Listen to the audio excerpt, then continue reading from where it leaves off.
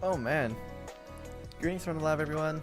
So today I'm going to be trying out multi-streaming for one, but the main topic of today's stream is going to be Puzzle & Dragons.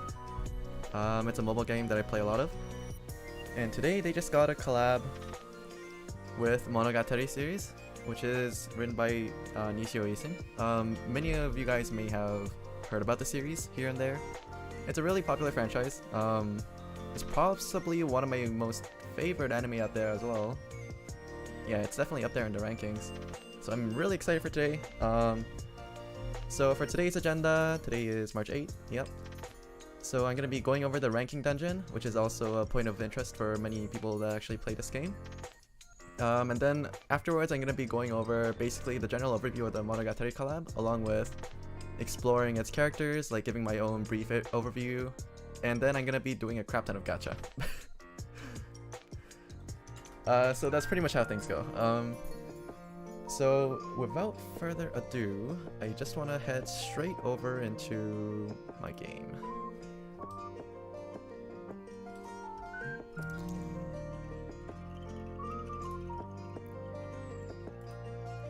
Okay, so first of all, there's the ranking dungeon that's available right now. This is available to everyone. Oh, I should probably preface this saying that today's stream is mostly going to be focused on people who actually play this game. And on Wednesday, I'm going to be doing another stream where I basically create a fresh account and I give tutorials, little tips and tricks, and some general warnings for new players in case you are either interested in the game or the collab itself. So for today, I'm just going to be talking like as if, I'm going to be pretending as if most of the viewers here actually have played the game for a little while and know the ins and outs, well, the basics of it at least.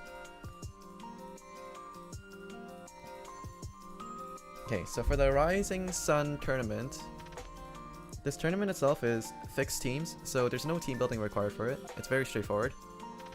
For most people, their strategy is going to be to take it down in 2 turns. And what I mean by that is, so it's a very straightforward 1-floor dungeon, and you're going to be using 2 actives. So without really caring too much about time, I'm going to be going over what I mean. So because it's a straightforward 1-floor dungeon, we're going to be using 2 actives here. The first is going to be Valkyrie. She's going to turn a heart. The main point of this active is to turn the heal orbs into light orbs. And then the next active we're going to be using is Guan Yu. He's going to turn the heal orbs into fire orbs.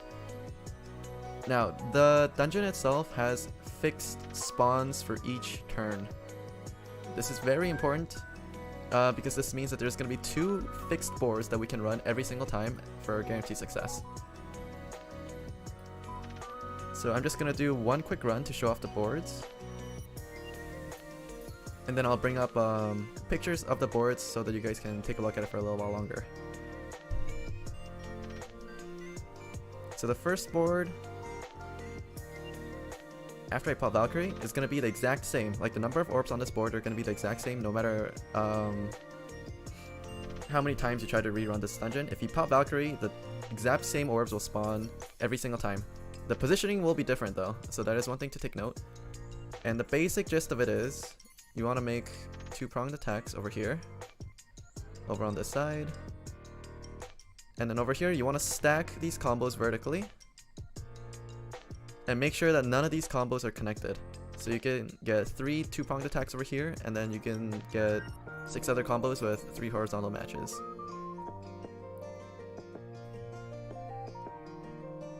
Let me turn the sound on.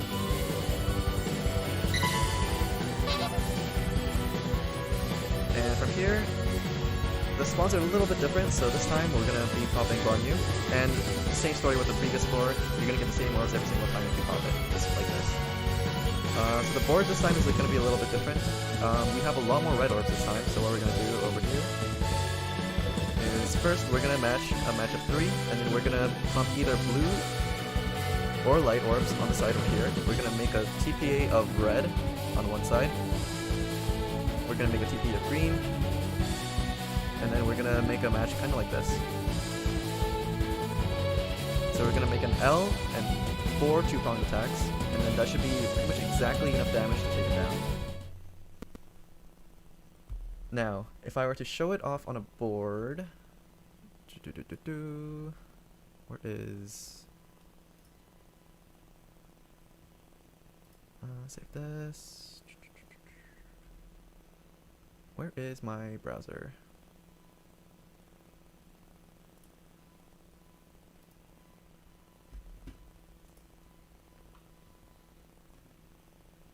Okay. So 1 second, let me just get the cropping right. So the first board is gonna be like so. Over here, there's only one really important thing that you have to take note of, is that this column of greens over here, it can be any color honestly, but just saying in this case, it's because it's green, the combo on the bottom right over here needs to be green as well. That is pretty much the only thing that you have to worry about, and then everything else is fine. So if I were to reset it over here, so the another thing to take note is, because there are 9 light orbs over here, and there are 7 of every other color, the 3 light orbs have to go in either the top or the bottom of one of these 4 corners. Either one of these 4 corners. And then you can match 3 2-pronged attacks of the RGB colors in any really order you want. And then the RGB, like the one on the furthest in, the 2-pronged attack, that color has to be on the that color has to be matched beside the light orb that you have on the either the ground or the ceiling. And everything else you can just fill it as is. If you solve 3 of these horizontal combos, you're gonna find out that the 4th one naturally just falls into place. So that's just one thing that you have to take care of. And then the next floor afterwards is should be solved like this. So whether this is blue or light or green, these positions don't really matter because there's 7 of them each. So these can be swapped around. But the key points here is that there is an L basically surrounding the 2-pronged attacks over here on the left. So that there's an L basically hugging it, and then there's a 2-pronged attack of that same exact color, the red, at the top or the bottom.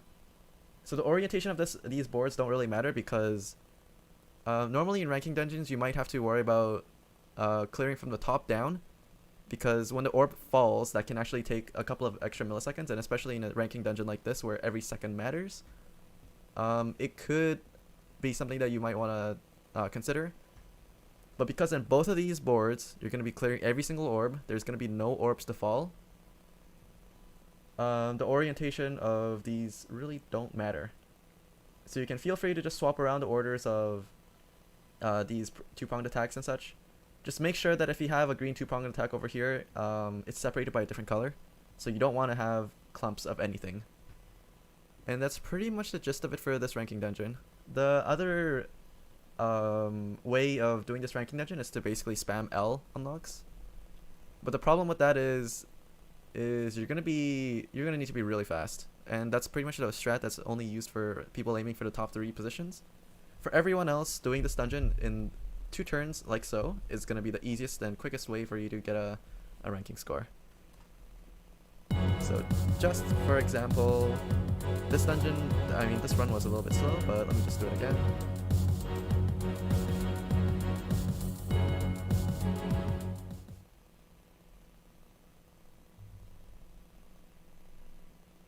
Just gonna have it load. So I'm spamming Valkyrie right now. Valkyrie, and then I'm seeing these orbs on the side. So I got my RGB match down, and then I do this. So while I was matching, I saw that the red was in the innermost column, so I put red at the very bottom as well to be the last one to match. And now this time, I see blue over here, red. I make a 2-pronged attack over here, and that's pretty much how it's done.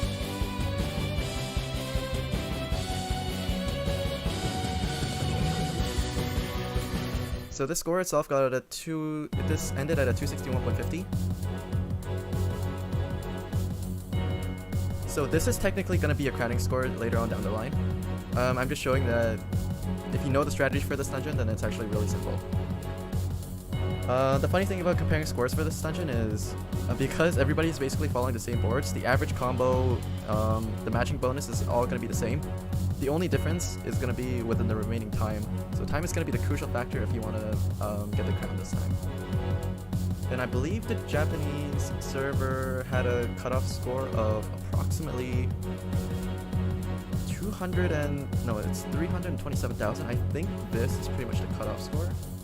Let me just check again.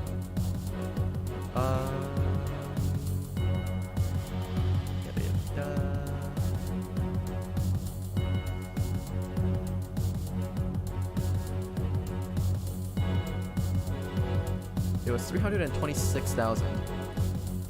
So I'm assuming that as the week progresses and people start to actually take note of the dungeon and start running it, the cutoff is going to get lower, but right now I believe the cutoff is...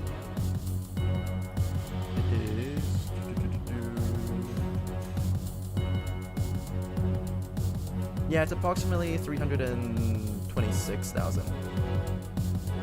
So the way that these dungeons ranking scores go is usually on the very first day you're going to have... it's going to be skewed towards the top because a lot of the people that are actually focused on rank grinding are going to be running the dungeon pretty hard. So there is going to be a bias towards there, but then as more people take notice of the ranking dungeon and start running it themselves, the score tends to dip a little bit and then it starts to normalize and creep up slowly over time. So, and another pattern is usually Japan has slightly higher scores than NA when it comes to fixed score dungeons like this. I mean fixed team dungeons like this. So there is a good chance that the NA cutoff score is going to be approximately 325,000 or like 325.5k or something like that. But just to be safe, I would recommend everyone trying to go for a crown to hit 327,000, which is going to be approximately 261.5 second remaining time. So if you basically don't get the first board, you can just leave and try it again. Ranking dungeon this time only costs 25 stamina, which is about normal at this point. But yeah. So that is pretty much the general overview of the ranking dungeon this time. I'm gonna try to make a shorter, more concise video describing the ranking dungeon for a later time. But for now, because I'm in the middle of streaming, I'm gonna be focusing on the Monogatari Collab. Now this is the main meat where the goods are gonna happen. Let me just try to adjust the cropping.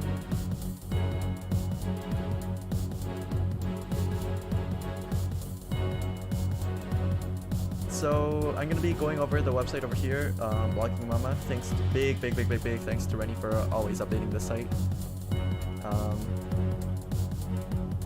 Yeah, Rennie is always quick to post translations of whatever happens in Japan. The Blogging Mama team is doing a really good job.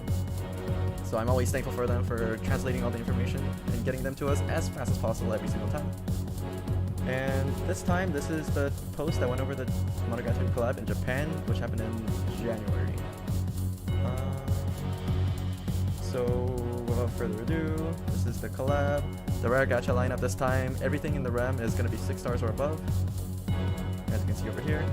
Which means that the rolling experience is going to be a little bit subpar, because every time that you pull the lever, you're going to end up seeing, you know, a diamond egg.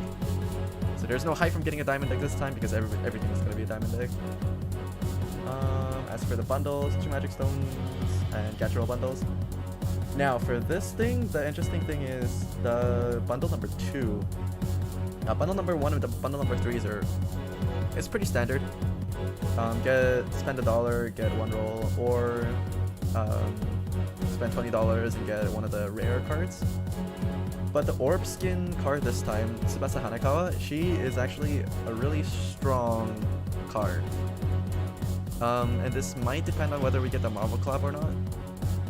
But she is a very strong light card and she is worth considering for those who didn't get her after doing your normal rolls. Yeah, this sometimes happens with the various orb skin cards where they actually turn out to be more powerful than expected. But I'm going to be going over why she's strong in a little bit. Monster exchange. So you can exchange for Koyomi Araragi. He is the only card that you can exchange for, which is a bit of a bummer. because if you want any of the other cards, you're gonna have to basically strike for it.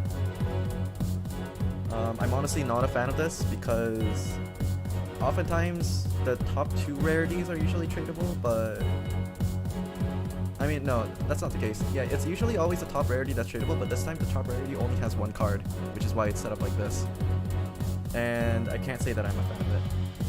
So the limited time specials, collect medals. There's 1 tradable event card, Apparition Killer Kiss Shot. And everything else is about standard. For newer players, you're probably going to want to focus on getting the Trigod Mask and the Dragon Fruit as well. But for pad veterans who've already amassed a fairly sizable stash of these 2 items, you probably just want to get the Apparition Killer Kiss Shot and then just dip that at even. Because these trades are set at a ratio of 1 to 5, I do not believe that Snow Globe Dragons and Tamadras are worth it to trade this time around.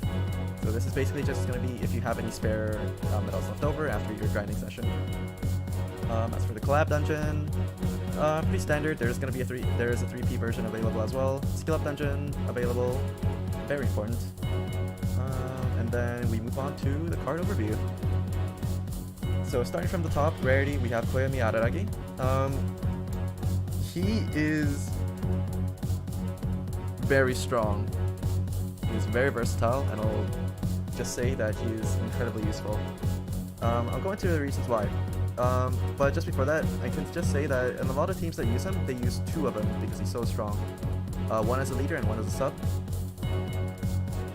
But going over his awakening skills, he has up to 4 skill boosts, a BDP, 777Cs, voice boost. Voice awakening I'm not really a fan of because I prefer utility, but it is what it is. He makes up for it with having some pretty loaded awakenings otherwise.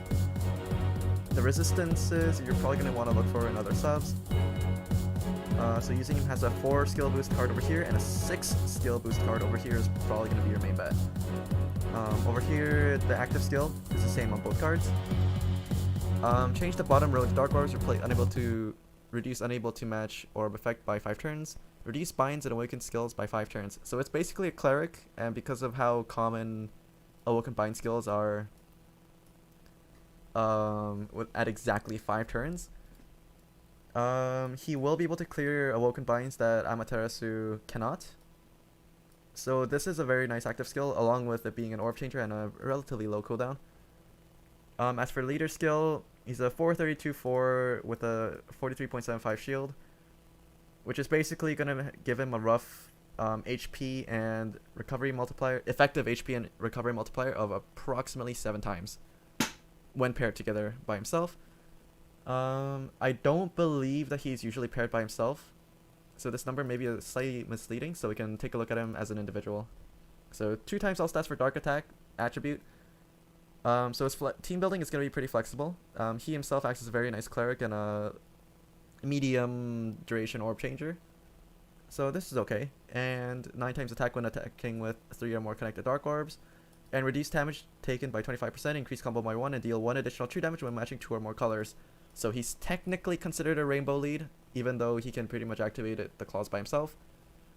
Anybody that's played bicolor activation leaders will know how easy this is to proc. Well, how much easier it gets with every additional color, because bicolor teams are fairly easy to run in the first place. So stalling is really easy with this team, because you don't need to do a lot of damage. In fact, your damage is basically negligible if you don't match your dark orbs. So if you want to stall, you can match 2 of every other color, along with heals, and then you should be able to stall for quite a long time. So yeah, just from a quick glance, I can see that this is going to be a really easy team to build around. This is going to be, yeah, just overall really solid for beginners and experts alike, though experts will most likely pair him with someone else. As for him as a sub, the U-Evo, he has 6 skill boosts, half the amount of damage with 10 times personal multiplier using the 7C and a 10C, and he also has 2 dark takoyakis, along with the skill boost and being unbindable, which are bonuses. And to go along with his personal damage, he also has 7,000 base HP, 4,000 attack, and a sizable amount of recovery as well. And this is further boosted along with the Voice Awakening, which boosts all these by 10%. Now, the active skill is the same. And as for leader skill, 1.5 times all stat for dark attack, attribute, 10 times attack when matching 2+ colors, reduce damage, incoming damage taken by 50%, and increase combo by 3 when matching 2 or more dawn combos. This is a lot more orb hungry than expected. So the reason why I'm not a fan of this is because the damage reduction component is linked up with the 2 or more dark combo thing. So while it may seem like these two cards work in tandem with each other with their leader skills, where one gives the shield and the other gives the damage bonus, that is actually not what you want. You want to be able to focus on either damaging or defending one at a time for stalling purposes. For stalling or burst purposes. And increase combo by 3 when matching 2 or more dark combos. So yeah, this guy really shines as a sub. These two Dark Takoyaki Awakenings are going to be massive if you're using other massive orb creators as well. And yeah, most people are probably going to forego these super blind resist and super jammer resist awakenings and just go straight for the skill boost. 6 skill boost also means you can, in today's transforming meta, you can also use other potentially more utility filled subs that may have less skill boosts built into their kits, because he is going to be significantly higher than average when it comes to skill boosts. His equip is also another really interesting thing. Demon Sword Kokoro Atari. He basically is a double row changer at a fairly low cooldown, 12 turns. Change the top and bottom rows to dark orbs, and then reduce unable to match orb effect fully, and remove all bind and awoken skill binds. So this card is a pure cleric card, along with having a double orb changer at 12 turns. And not only that, he also features the Dark Takoyaki and 2 double poison resists. So the reason why this is pretty good is because you're most likely not going to be running multiples of these. But even if you have one on the team, if you pair with another poison resist card, which considering that most resist equips come with anywhere from 3 of a single type, or 2 of each, or 2 of 2 types, or potentially sometimes 4 of one type. Yeah, with one other equip you can easily achieve 100% poison resist, and also get damage bonus on top of it. And because this is also a double orb converter, I mean, I keep saying double orb converter, but it's not really a double orb converter. A double row converter. It should be able to fit into most star teams as well. And just overall a really solid card. Though, for those that don't have more than 2 cards, I would most likely keep one form in this, and maybe consider the second form as the base or the equip. But that depends on your team and how you're building it. Most people will just stick to getting the base form and one of the Evo. And the third dupe and onwards will probably be the assist Evo. Though that's either going to be reserved for the extremely fortunate or the extreme whales. Now moving on to the 7-star rarities. There's Hitagi Senjogahara. So she is basically going to be, just looking at the awakening, she's going to be a sub 50% HP juggler. So what this means is she's going to be basically spamming her active to make sure that she's within the sub 50% HP range. So reduce HP by 50% for 1 turn, decrease orb time by 1 second, and create 3 water orbs from non-heal orbs. So she's a 1-turn orb converter. She fixes orb debuff timers, and she also puts herself into her damaging range at a very low cooldown, at a turn cooldown of 1. So I believe the only other card that has a cooldown of 1 that reduces your HP by 50% is Zera Core. So she's going to be the blue equivalent of it, and she also does something better because she also creates 3 water orbs over non-heal orbs. And the over non-heal orbs part is crucial because after you pop the skill, you're most likely going to want to heal up. Now, another thing about the healing up part is if you plan on using her as a leader, she has 2 times HP for water attack, increases combo by 2 when matching 4 more connected water orbs at once, 18 times attack and reduce damage by 25% when below 99% HP. Now, this HP clause means that you're going to need to be pretty careful with how much healing you actually have on your team. Because if you end up using your active skill over here and you drop below 50% and you accidentally heal back up to full, then what happens is you're going to lose your tankiness, and with only 4, well, quote unquote, with only 4 times HP in terms of tankiness, there is a good chance that you might just die to the following attack. But that level of warning only really applies to the very newest dungeons and the extreme endgame. For most other cases, the 4 times HP will be sufficient enough to get through most problems.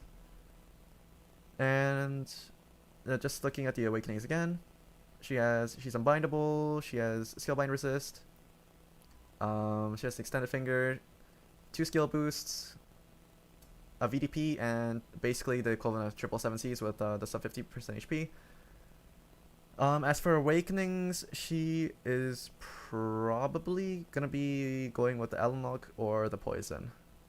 It really depends on how much time extend you need. But for most people running a 6x5 board, you should be able to clear the board in under 9 seconds. That's just a general recommendation. Most people will probably take around like 9 to 10 seconds, I'm expecting. Those who are more experienced will likely need less. The veterans can probably do it in 5. But just as a reference, this decrease orb time by 1 second, this thing is important because in endgame dungeons, when your move time is reduced, it's not by 1 second, it's oftentimes by like 5 seconds or a percentage of how much move time you have. Like if your move time is greatly reduced, then it's going to go down by 75%, and there's good chance that you're going to have to match with like 3 seconds of move time remaining. But if you have 12 seconds of move time base, and you instead of going down to 3 seconds, if you just pop this active, boom, you go down to 11 seconds. So your board is manageable once again. So that's just a really flexible, like this skill does so much. I'm a little bit disappointed in her awakenings. If she actually had another skill boost component, actually that's also a double-edged sword because her base skill is so low. If you have too many skill boosts, your assist on Senjogahara might actually come up and you might not be able to get the shield for the first turn. But that's more of a nitpick. Yeah, in today's transforming meta, you really want to focus on more skill boosts. So I'm not sure how she would act as a leader in her base form. She sounds fun to use, honestly. But yeah, having to micromanage your HPs to make sure that you never heal all the way up to the top is going to be key. And also do note that she has no recovery multiplier, so there's a good chance that if you're running a blue card with a ton of recovery like Mel or something, yeah, you're going to want to figure out how much you actually heal with your heal bursts when you actually need to. As for her Evo, Girl Who Encountered a Crab, Hitaki Senjogahara, this form is more of a support. She has 777Cs, she has 2 skill boosts once again, and she has double takoyaki. Now the double takoyaki, this is going to be a common trend within this collab and future collabs as well. So double takoyaki, because it boosts the team's damage, you can treat it like the equivalent of Rose except slightly weaker, but much more easy to proc because it ramps up significantly after you get the third proc.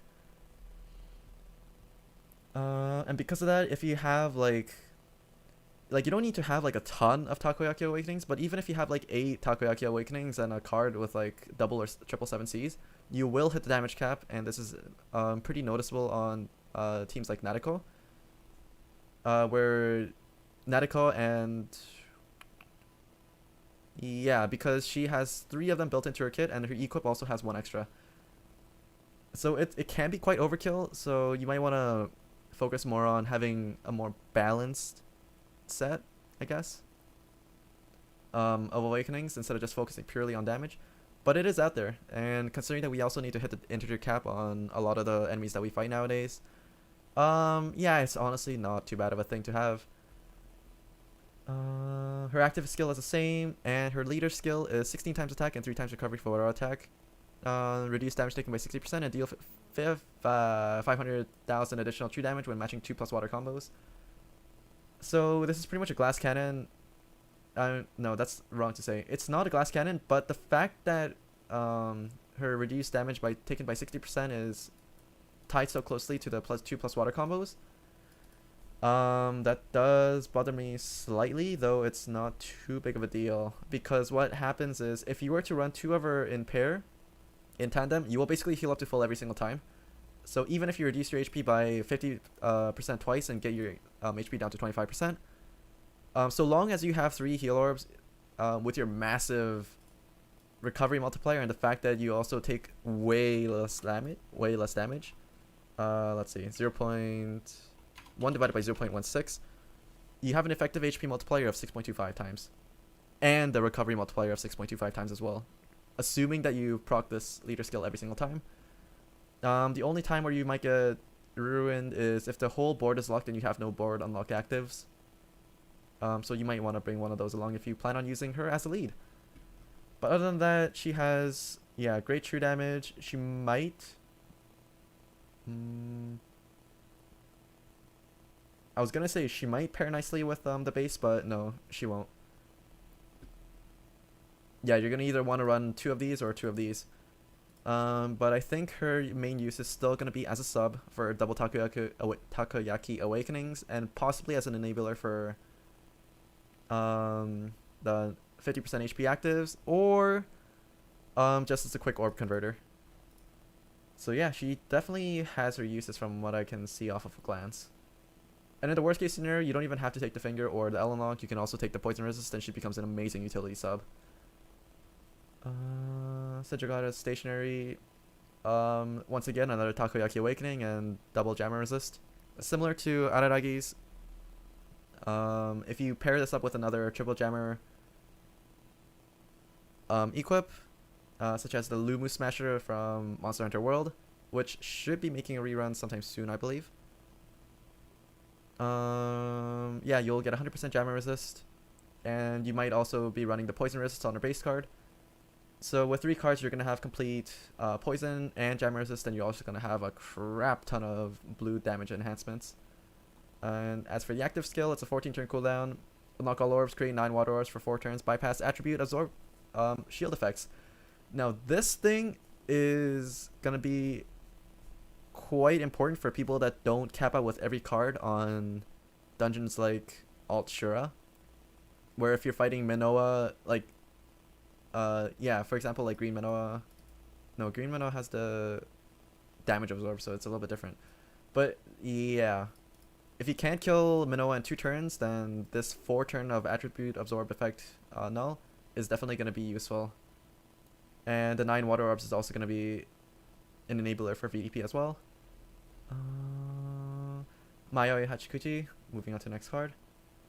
So she has tape resist, 1 skill boost, a ton of self damage, 25 times self multiplier with the double 10 times combos, and the rest of her super awakenings are utility.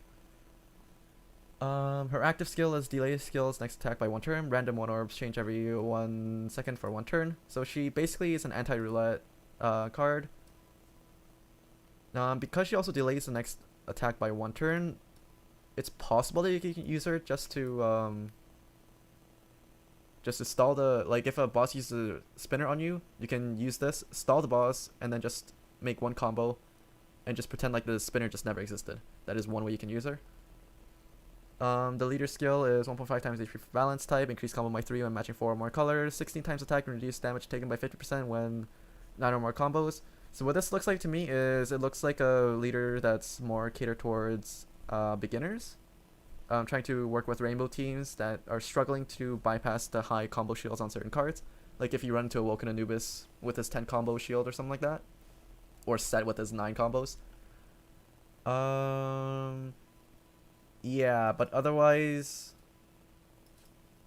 the lack of a recovery isn't too big of a deal because of the 75% shield granting it a 4 times effective HP multiplier. Recovery multiplier, her HP multiplier is effectively 9, but her overall multiplier of 256 is somewhat low, but she herself does a ton of damage. Do you note that she does not have a VDP option? So you're either gonna have to run one as a sub, or yeah. yeah, she's just gonna be straight full on damage. So there are people posting clips of her reaching double the end cap in Japan because she actually because they have the awakening that we don't, where damage limit is doubled for that specific card. That's more of a meme thing to do though. I mean, honestly, at this point, because some monsters have such high defenses, it's not really a meme.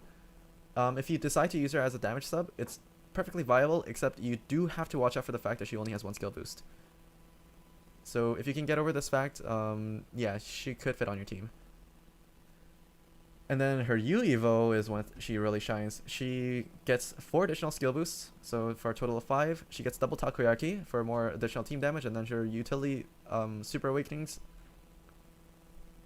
Yeah, because she's gonna be mainly used as a utility sub. These things are important as well. And do note that with the Takoyaki awakenings, if you match a standard bow with like 3 light combos, her damage is gonna be pretty similar to a 777C card. Or if you have more Takoyaki awakenings, then her damage is gonna be way higher. So as for her active skill, it's the same. Leader skill, fixed 9-second orb time, 2 times all stat for light, 8 times attack and increase combo by 2, and reduce damage taken by 25% when matching 2 plus light combos. As for this, it's about standard, right? Yeah, it's about standard. So she gets additional combo, she gets reduced damage taken. Once again, the stalling component is tied to having 2 plus light combos. And it's also paired with the damage. Like, all of this is because yeah, all of these are paired together with the 2 plus light combos. So once again, not great, but as a sub she really shines. The fixed 9 seconds of move time is also pretty handy if you're running into a dungeon with a ton of movement time debuffs. So, or another use for her is with the 9-second move time. I'm not sure if everyone knows this, but these leader skill fixed move times actually override dungeons that have their own fixed move time limits. So if you enter a dungeon with a leader skill that has like a fixed 9-second move time, or one with like 15 seconds, then that will override the dungeon. And for something like Moby Dick, where you only have 4 seconds of move time, yeah, your life is going to be a whole lot easier. This does not, however, apply to cards that have an additional 5 seconds of move time or stuff like that. It has to be within the leader skill. It has to be fixed X amount of seconds. So yeah. And as for her Evo, her equip, I believe this is actually the only card with triple skill bind resist. Yeah, I think it is. And the reason why this is actually pretty important is because some cards actually don't have skill binds. Whether it be pre-transform or post-transform, a lot of them do not have it. So for the ones that get a skill bind resist after transforming, this is basically going to be there to make sure that you can actually avoid getting skill bound before you pre-transform, because a lot of times you're going to be stalling for quite a long time. Goddamn, this man actually has a rig. I thought it was meme. No, it's not a meme. And yeah, so for 2 turns, 1.5 times RCV, recovery, move time, random 1 orb change every 1 second. So this is also another roulette counter. Rebuff, whatchamacallit, recovery debuff counter as well, move time. So this is about standard, I guess, but where she really shines is just as the triple skill boost, the triple skill bind resist component. Because chances are you're gonna be putting this over a card with a ton of with a long transforming cooldown in the first place, and you will likely almost never end up actually using this active skill unless you plan on using it for a specific part in a dungeon. The single resists also, it's okay, because Odysseus is technically farmable by just stalling out for rainbow tokens and just doing the monthly dungeons and stuff like that. Yeah, with another Odysseus, or I guess in the olden days you could run 4 Odysseus, 4 additional Odysseus to get 100% resist on blinds, jammers, and poison. Though that strategy is not really recommended anymore because a lot of us get our resists from super awakenings or full-on awakenings like this. The super resist awakenings. Because each of these counts is basically 5 awakenings. It's not really worth it to rely on single awakenings like this. Especially not to cover all 3 types. Yeah, so this is basically an active that's pretty much never going to be used. Unfortunately. But yeah, it's pretty good. It's very niche. I will admit it's a very niche card. But some teams will definitely benefit from having it. As for next card, Tsuruga Kanbaru, she has a potential of up to 4 skill boosts with 1 skill bind resist, full blind, super blind resist. She has a ton of personal self damage, with the 2 sub 50% HP awakenings. This reminds me of whatchamacallit, Senjo Gahara. Senjo Gahara as a sub is going to be pretty important if you're planning on using Tsuruga Kanbaru as a lead. Or they just synergize really well with each other. So yeah, it's a choice. But yeah. As for Tsuruga Kanbaru, just looking at the awakenings, I guess it's a little bit hard to see right now. Let me just extend this a little bit. Whoops. Just so we can get a better comparison of the 2 at the same time. Transition. So if we look at both awakenings at the same time, they synergize really well with each other because one has the super blind resist and one has a super jammer resist. So this one reduce HP by 50% for 1 turn, reduce damage taken by 75%. So one turn, 2.5 times attack for water attribute. With this kind of skill, if you're running Senjo Gahara on your team, you're most likely gonna be slapping on a more useful active on top of it, and you're going to be using primarily that active. The shield is very situational, and the 2.5 times attack is also very situational. There's a good chance that you won't really need it, or you'll have it on another card with a shorter cooldown. As for leader skill, fix 9 seconds of move time, 2 times all stats for water attribute, 8 times attack, increase combo by 2, and reduce damage taken by 25% when matching 4 or more connected water orbs. This also synergizes really well with Senjo Gahara's base form, where she also procs her leader skill off of a water TPA. So those 2 could be paired together. Canonically, they actually pair well together as well. But going beyond that, yeah. So she basically has an effective 9 HP multiplier, 9 HP and recovery multiplier. Her damage multiplier is 256 times, 16 times per card. In today's meta, that's actually a little bit low. Though it is offset if you were to run other collab cards with takoyaki spam. So these takoyaki spam can really make up for the lack of the leader skill damage and the multipliers.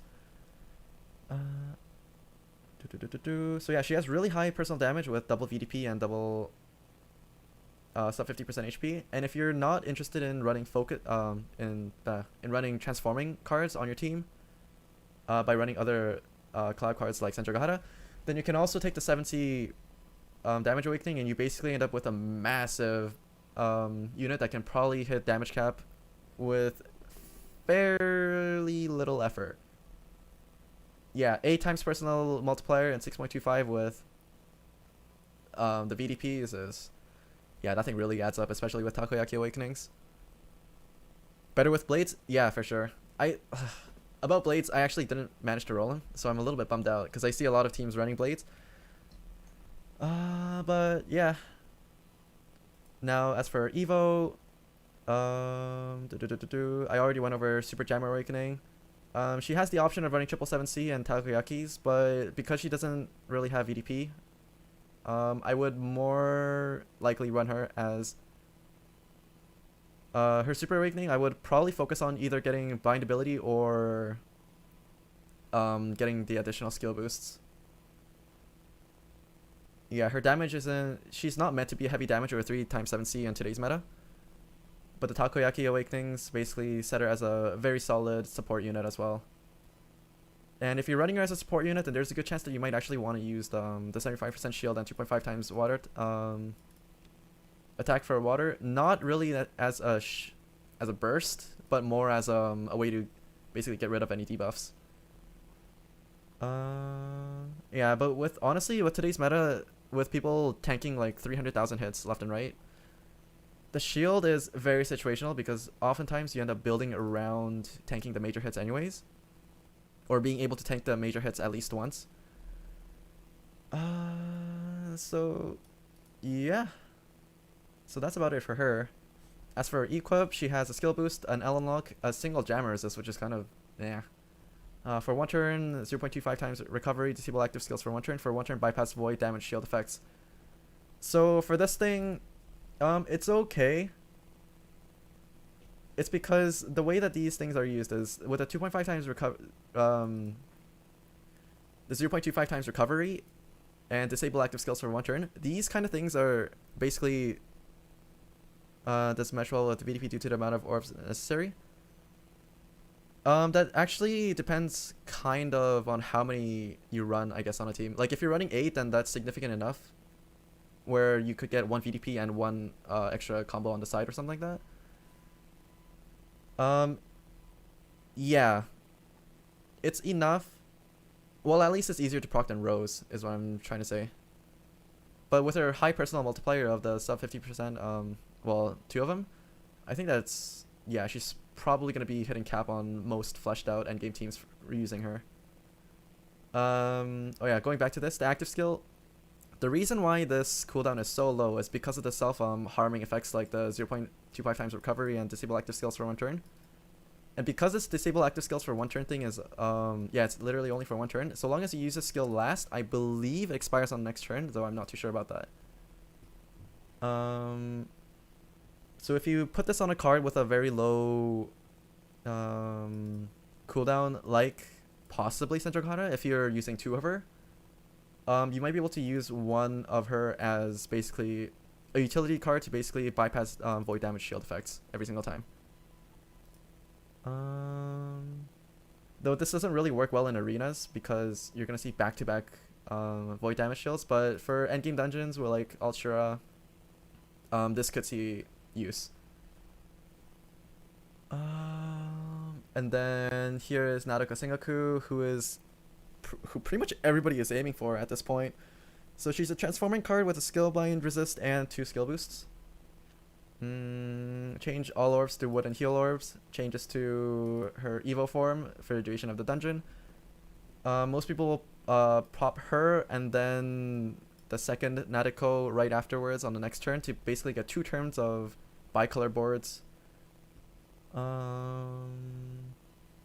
Most people aim for transforming on the first turn, but I'll just briefly touch on this a little bit. So 10 times attack for wood attribute, reduce damage taken by 50% when matching 2+ wood combos. So you technically could stall out like maybe 1 turn, depending on the dungeon. But because she doesn't have a built-in HP multiplier in her base form, along with the dependency on having 2 wood combos on the first floor, it's very unreliable. So most people just aim for just getting 20 skill boosts right off the bat to just transform her on the first floor. That's what I would recommend as well. And she actually makes it fairly easy because her leaders, her awakenings actually contain 2 skill boosts herself. So within the 5 other slots on your team, you basically have to try to get 18 skill boosts for an average of just like, what was it, 3.6 skill boosts per card, which isn't unrealistic, especially with some cards, especially because we can also have skill boosts built into our equips as well.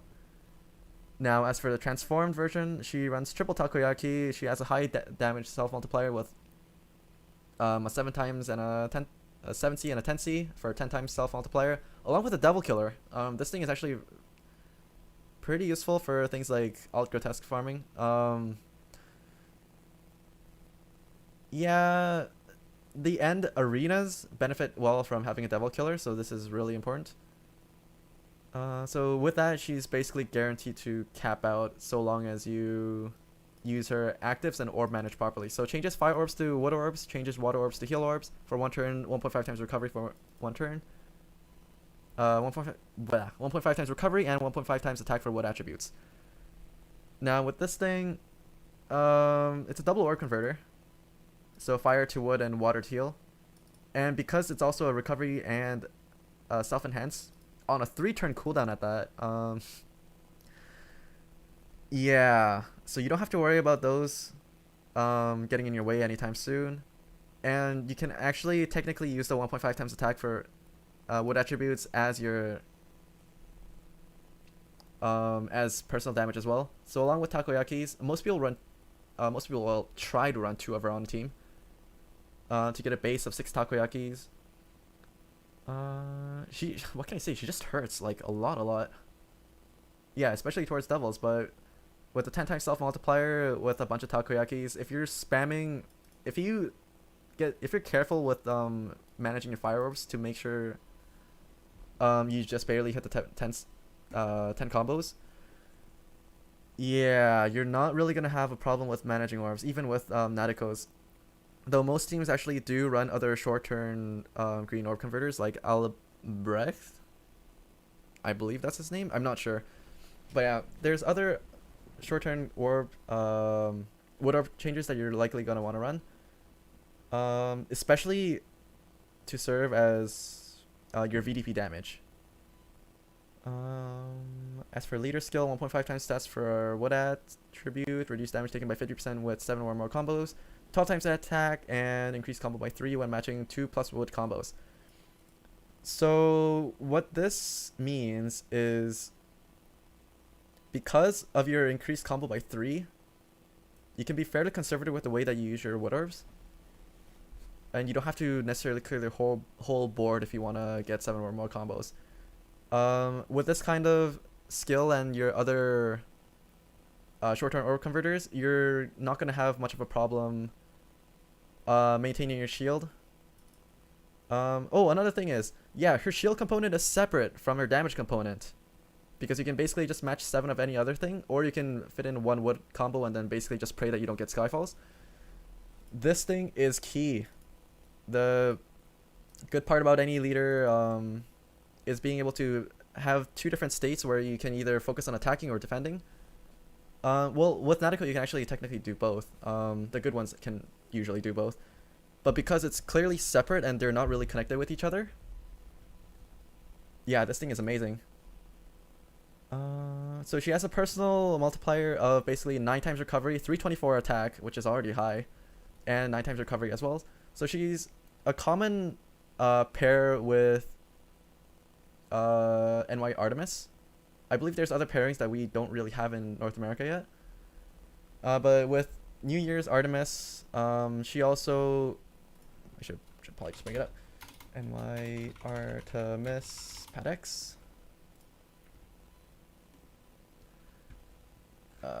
Nope. With this one, yeah. Let me just adjust it a little bit again. So when paired with New Year's Artemis, you also get 2 additional takoyakis. Artemis also has relatively high personal damage, along with having 4 skill boosts, and she's also unbindable as well. The main point of this pairing is the 2 times wood attribute, 1 damage to all enemies, ignore enemy damage element, and defense when attacking with 2 orbs combos at the same time. So tied with Nadeko's damage requirements, Artemis basically adds a follow-up attack, so you have 1 less thing to worry about. And this is also really important, having built-in follow-up attack if you want to... like pretty much any team that's not Rainbow benefits from having built-in follow-up attack, because if you want to use VDP to take down VDP monsters with void damage protection, it's very hard to get a high combo while getting your VDP and other separate combos that you need, along with either a super follow-up attack or a follow-up attack, unless you're running 7x6 boards. But because nowadays they're putting in monsters that, well, they have been putting in monsters that basically punish you for running 7x6 boards.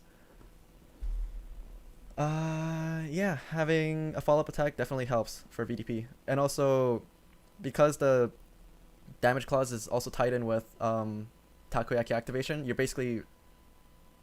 Yeah, your damage is basically just going to go through the roof. It's gonna go through the roof when you want it to. That's basically what I meant to say. As for equip, this is more well within the whale territory because most people will run Nadeko, 2 of them as a base first and foremost, and anything else would most likely be used as an assist evo. But then again, the amount of times that you'd have to roll 3 copies of Nadeko or more is, yeah, that's gonna make my wallet cry, so I'm not gonna go into that area. As for active skill, change all orbs to wood, heal, and jammer orbs, so it's a tricolor for 3 turns, 3 times attack for a wood attribute, and 3 times orb time as well.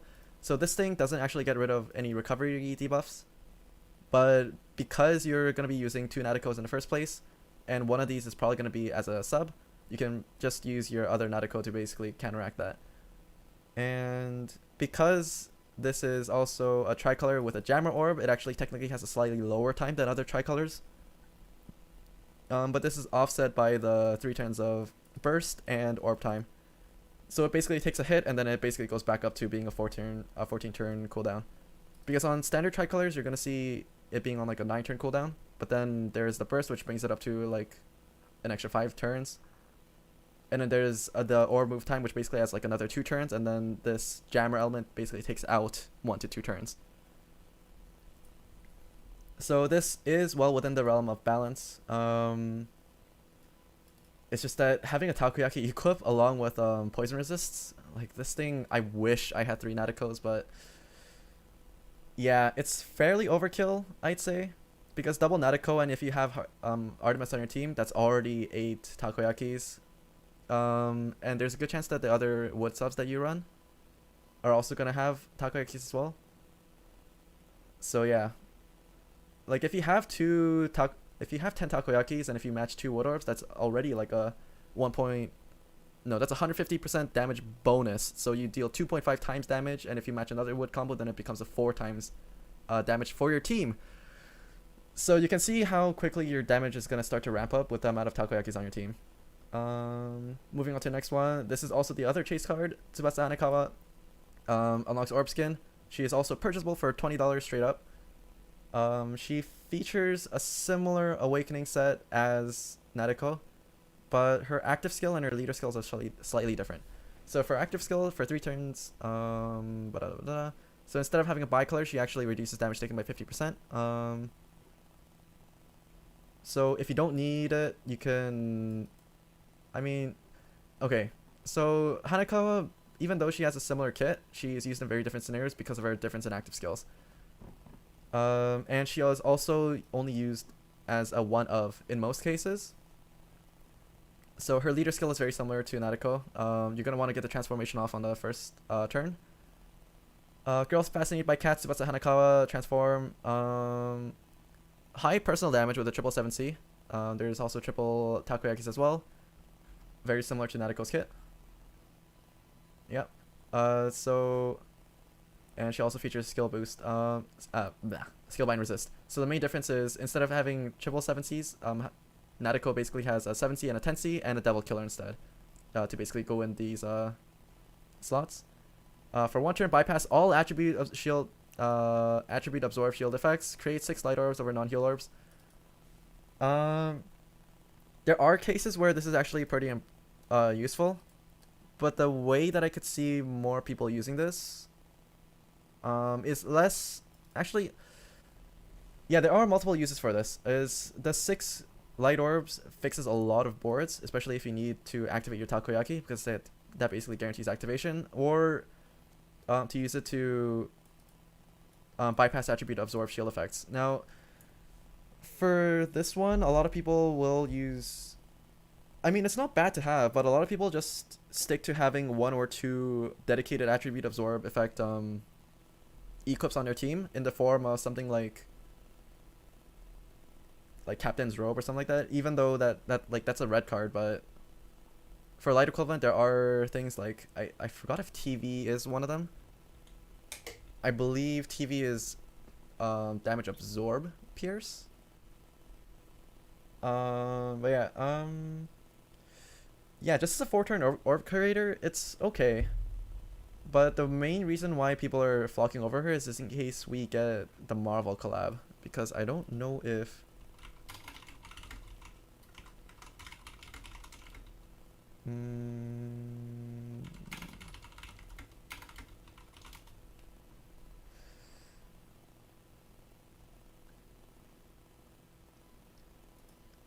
Like, the main reason why she's sought after is just so that she could be paired up with Captain Marvel in a coming Marvel collab.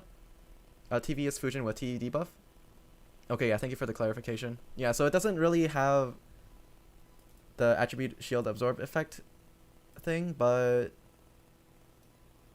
yeah, she could see her uses for either one. So this is pretty flexible. Either to basically give you the rest of the damage that you need, or to basically bypass certain attribute absorb effects. 1.5 times all stats for all attributes. Light attribute, reduce damage taken by 50% when 7 or more combos.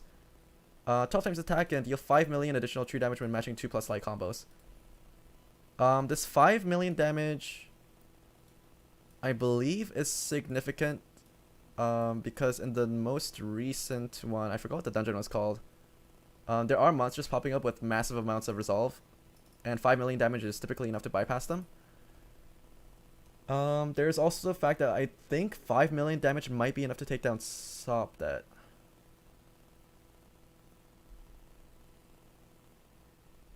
I believe. Yeah. I'll have to double check the numbers on it, but I know in the arenas it's enough, but I need to double check if the same applies to the Ultras and stuff. Depending on the Sopdet, yes. Yeah. Because I don't think Ultras Sopdet dies in one turn, but I believe, because I remember seeing posts where someone said that Alj could basically take down Ultras Sopdet with Ls, but I'm not sure if Hanekawa falls into the same category as well. So she has Takoyakis. She doesn't have VDP, so she's in a similar spot as Nadeko, where she's gonna need to have a separate VDP focused damaging card. I still really want to Shura Sopdet as 20 mil HP IRC. Yeah, so I think you're gonna have to use like 2 Aljs and like 2 turns of Ls or something like that. I believe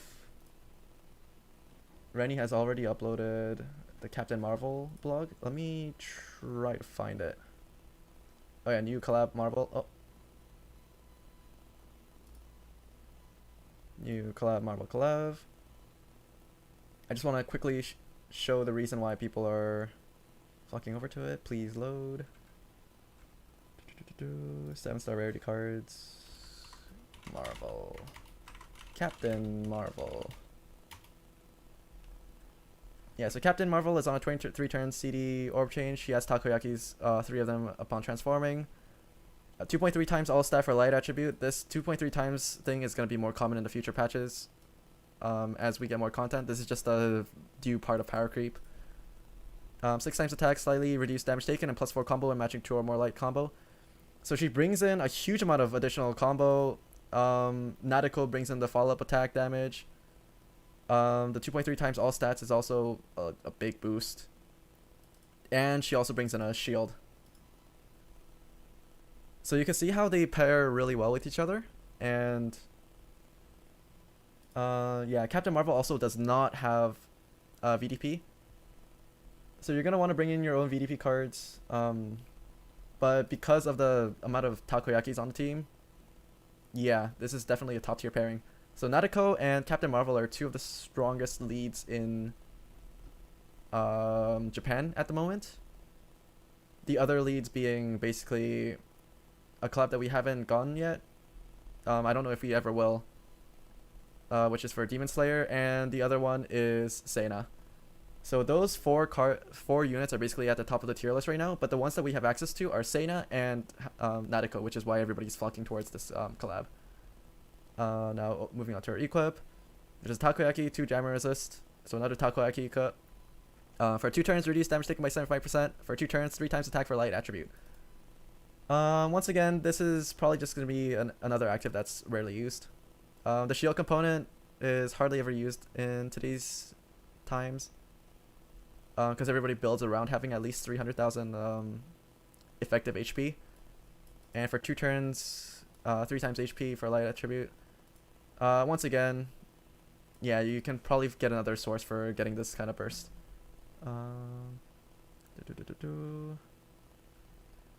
Oshi no Shinobu, triple VDP, 5 skill boosts up to.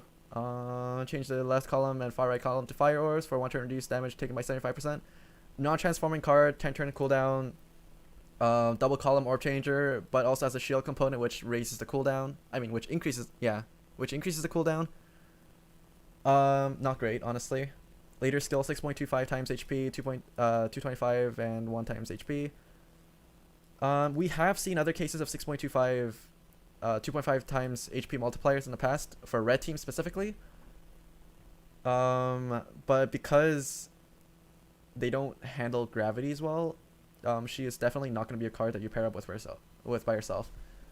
If anything, because of her 5 skill boosts and her triple VDP, she's more likely going to be forced as a damaging sub. But even as a damaging sub, because she doesn't have additional like 7Cs or other damaging awakenings to go with it, if you don't have enough takoyakis, there's a good chance that she might not be sufficient for your needs. Human-like vampire Shinobu Oshino. Yuivo. This is more like what more people would probably go for. Unbindable, 4 skill boosts. Yeah, I'm just gonna assume that whenever there's a skill boost super awakening, most people are gonna just flock towards that one. So 4 skill boosts and double takoyaki. With decent personal damage as well with the double 7C. Changes active skill is the same. 2.5 times attack for double type, 6 times attack for matching 2 plus fire combos, 1 million additional true damage when matching 2 or more fire combos. I'm not sure of what she's supposed to pair up with or if she's even used at all, because I see a lot of people mauling over rolling her. Truth be told. But yeah, this card could be used as a sub, but then again, her active skill is kind of quite disappointing. As for our equip, takoyaki equip is always nice. For 2 turns, reduce damage taken by 100%. For 2 turns, reduce enemy's defense by 100%. Now, I believe this is far more valuable than our base forms, because in the dungeons that are coming up, enemies do tend to have very high defenses, so this defense break is actually quite useful. Reduce damage taken by 100% is also, it has its uses, I'll admit. But the problem is this, actually it's not really a problem, it's for better or for worse. The active skill cooldown on this is 23 turns. So what a lot of people can do is basically rely on never hitting this and just slap it on a red card that they use somewhat sparingly, but has, yeah, a card that they use somewhat sparingly that has a really good active. Because with a 23 turn cooldown like this is not going to come up unless you actually actively stall for it. And because of the takoyaki awakening and the double blind resist, yeah, it adds a ton of damage to your team, along with the 2 blind awakenings pairing nicely with other blind awakening resist equips. Now over here we have Karen Araragi. Just looking at the yeah, we're moving down to the 6-star rarity cards, and that's pretty much the end of what most people are going to be chasing, though for 6-star rarity cards they can have their niche uses as well. As for Karen Araragi, 4 skill boosts, or potentially double green takoyaki, along with a crap ton of attacker killers. It's up to you if you want to use her as an attacker killer. This is very dungeon specific, which is why she's very niche use. For 1 turn, 3 times attack and healer, 3 times attack for healer and attacker types. For 1 turn, reduce damage taken by 75%. Again, not great. Leader skill, even just looking at the stats, you can see that it's fairly unremarkable with a low multiplier and shield. 13 times attack for healer and attacker type, increases orb movement time by 5 seconds, increased combo by 2 when matching 3 or more colors, reduced damage taken by 50% when above 50% HP. 13 times attack for healer and attacker type, it has its uses where you can basically just use healer or attacker like TPAs on your team and just like one combo through a lot of the floors. And because of your personal shield, it deals well with short dungeons that have high gravities. Though, if you really want an unconditional attacker, there are better ways to do it, such as the Wise Dragons, which give 15 times attack for their respective colors. So yeah, fairly unremarkable. We can move on to the next one. This section shouldn't take that long. Tsuki Araragi, triple heal enhances, so she's a heal stick. Along with 3 skill boosts, double takoyaki, 1 for each attribute. Double takoyaki, 1 for each attribute, it's okay. Another card that I'm thinking of that has it is the Valentine's Alresha that we recently got, where she has 1 of fire and 1 of water. I personally put the fire one, but yeah, no, it's a slightly different story because the Alresha actually has a super awakening where she can choose between having an additional water or fire takoyaki. I personally went with fire because I pair mine with Sena because I haven't rolled her. So yeah, 1 takoyaki is okay. Having 3 skill boosts is kind of subpar, but changes all orbs to fire, wood and dark, and heal orbs, so it's a quad color board change. Removes all bind and awoken skill binds. So I believe she is actually used sometimes because of her cleric ability. Cleric ability and simply enabling the leader skills for a bunch of different units with the quad orb changer. Quad orb changers will not guarantee VDP, far from it. You're gonna need other orb changers to go with it. Even tricolors don't really guarantee VDP.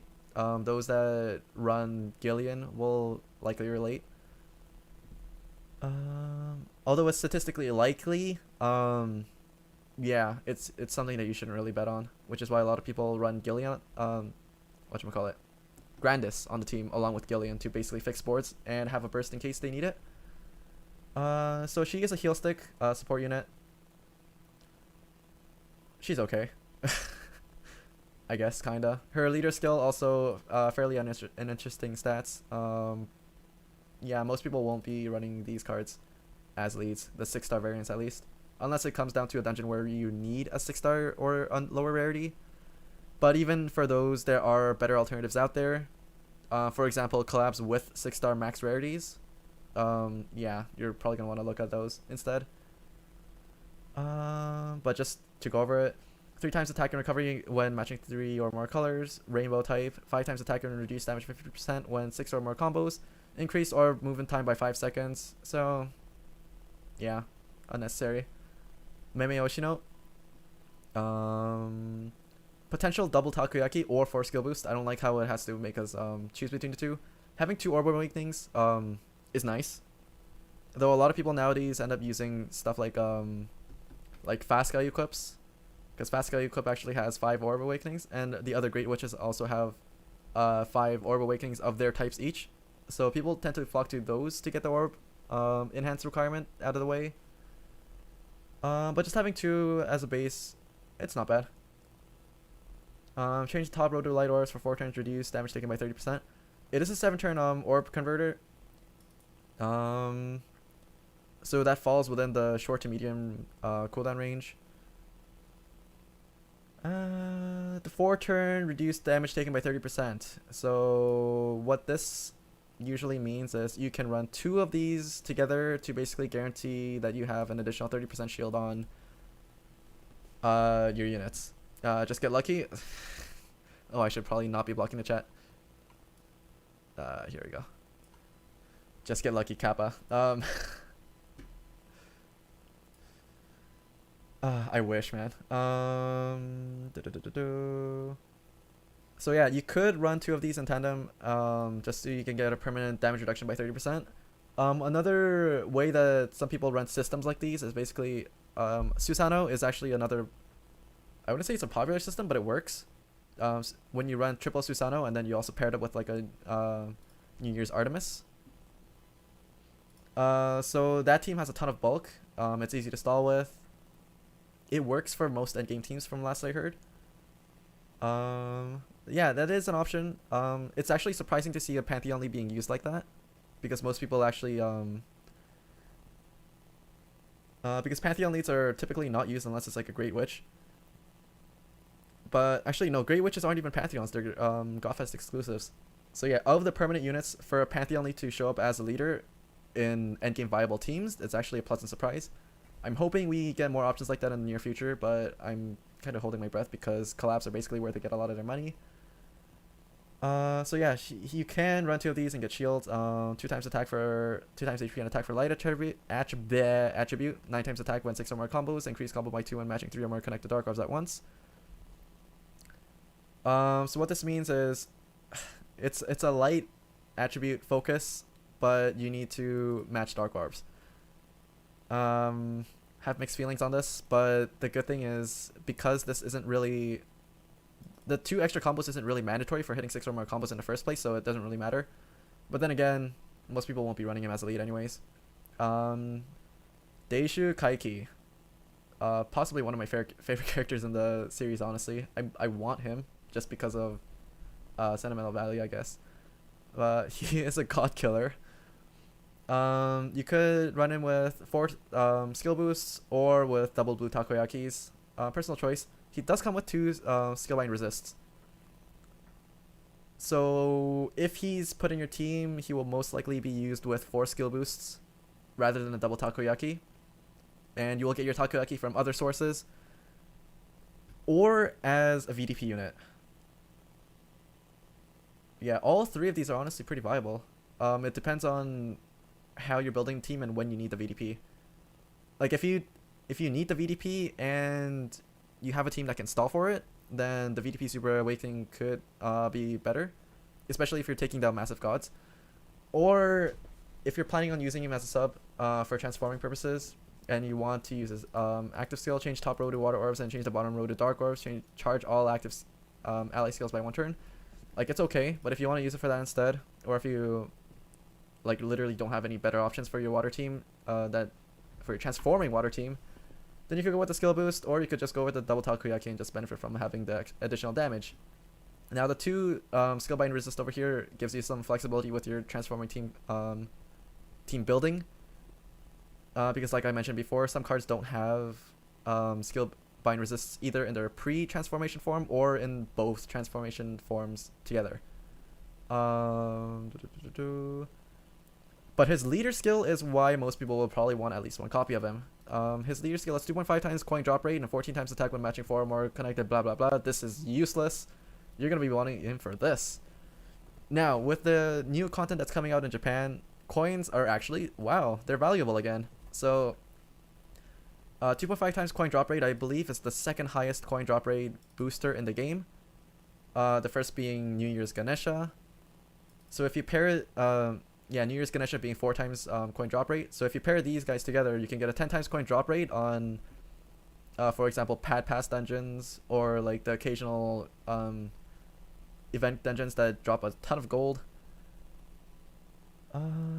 Yeah, so it's good. Yeah, it's just good. What can I say? Just very useful to have. So the far endgame players are going to be grinding the new Shira dungeon for coins. But for everyone else that can't run it, having Kaiki is, yeah, it's definitely good to have. I wouldn't say you should roll to whale for him, especially if you have Ganesha, because Ganesha is already 2 times coin drop rate, and it's a marginal bonus of like 20%. But, you know, if you have one, if you get 1 copy of it, I say just don't be disappointed, just, you know, use them. As for Yozuru Kagenui, going over the active first. For 1 turn, no Skyfall. For 1 turn, 2.5 times that attack for dark attribute. Change top row to dark orbs and change the bottom row to jam orbs. Now this active skill is actually pretty good, because it's a personal nuke or debuff overrider, and it's also a double it's not really a double row changer, but double row changer, even if it has a jam orb, has its own uses. The most notable example of another orb changer with another double row changer is what's the card?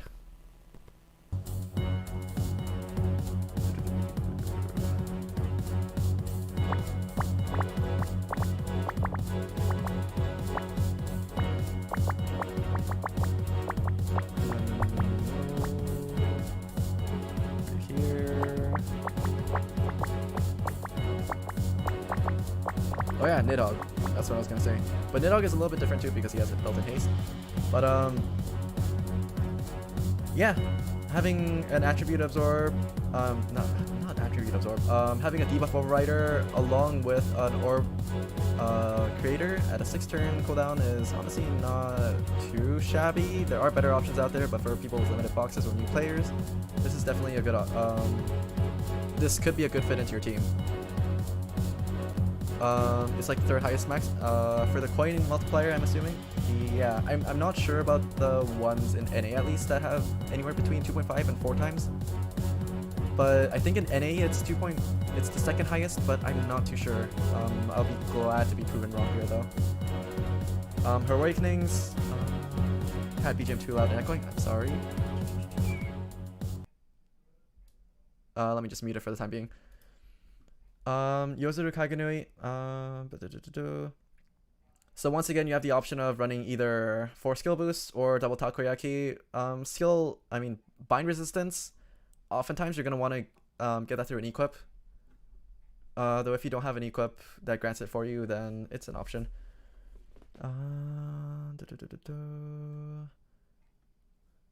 Yeah, double killer with a 7C. It's okay. There's better options for devil killers out there. Yotsugi Ononoki. Physical killer, triple physical killer. Whenever I see a triple killer of any kind, I immediately think of niche uses such as like one comboing units and ranking dungeons, stuff like that. So I can see her being used in the future. Along with having 4 skill boosts, yeah. And an L unlock. She screams ranking dungeon sub to me. As for her active, create 7 wood orbs, lock all orbs for 1 turn, increase orb move time for 1 second. This could be one way to get around jammers that could be in ranking dungeons, hint hint. As for leader skill, probably not going to be used as a leader skill, but more for her active. 2 times attack and increase combo by 2 when matching 2+ wood combos. Yeah, oftentimes in ranking dungeons, you really don't want to run cards with leader skills that have increased combo because those don't count towards your overall combo score. All they do is serve to basically slow down your runs. 7 times attack and reduce damage taken by 50% when matching 5 orbs in an L shape.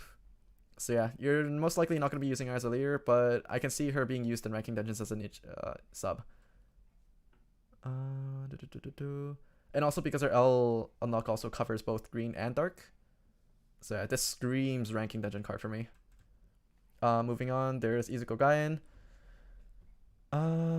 She has killers or unbindability as her super awakenings.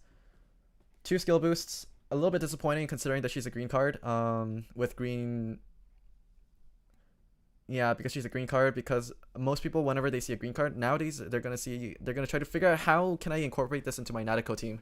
Izuku Gaien does not really fit well into it, especially because if you pair Nadeko with New Year Artemis, you're also gonna get the follow attack, so this awakening is moot.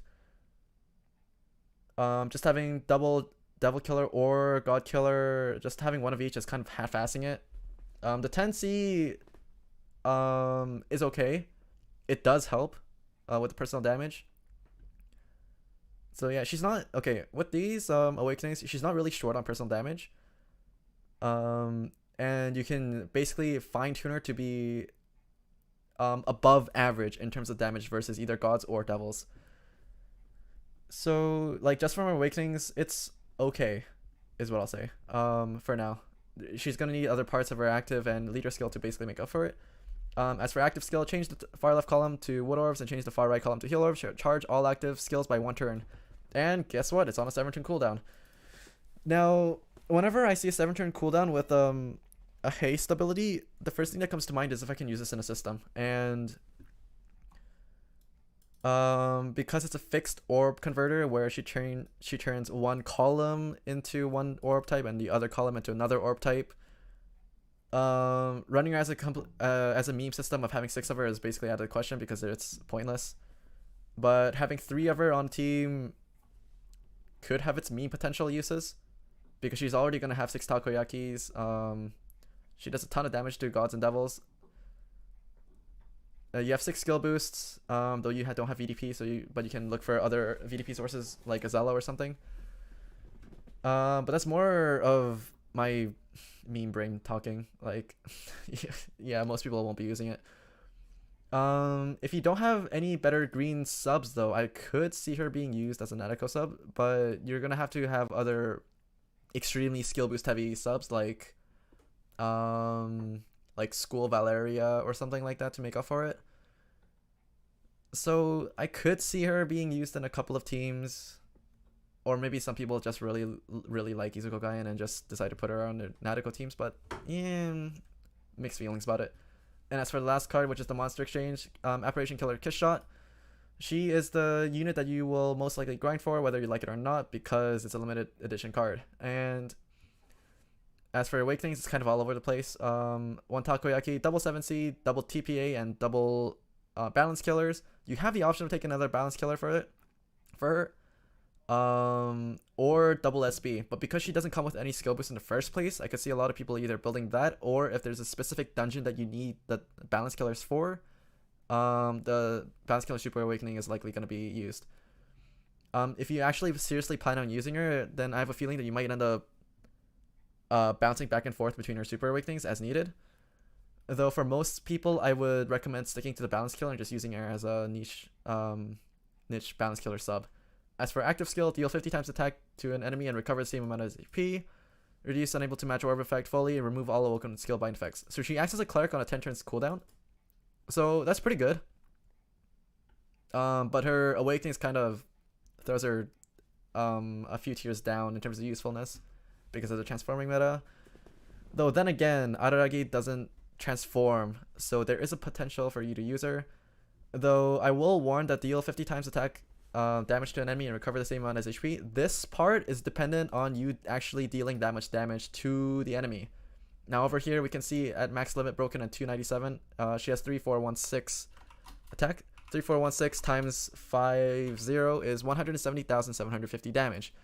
Now if that amount of damage is not enough to basically break past the enemy's defense, you will heal for a fat nothing. So there is a good chance that this first part of her active is basically going to be useless.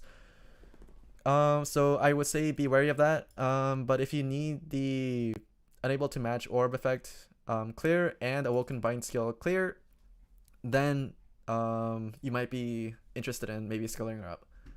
As for leader skill, 6 times attack when matching 2+ dark combos, 3 times attack when deal 500,000 additional true damage, and reduce damage taken by 50% when matching 5 non-dark orbs in an L shape. Not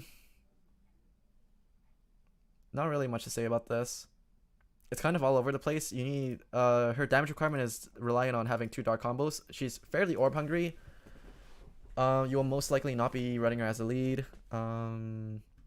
The L component is basically what the 500 damage and tankiness gives. But yeah, you're probably not going to be using her as a lead.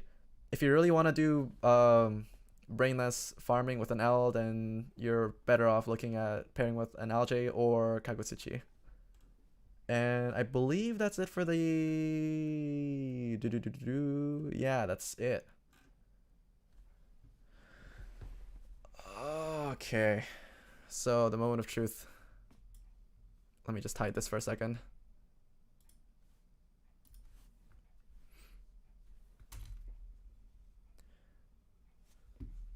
Let me just... I'm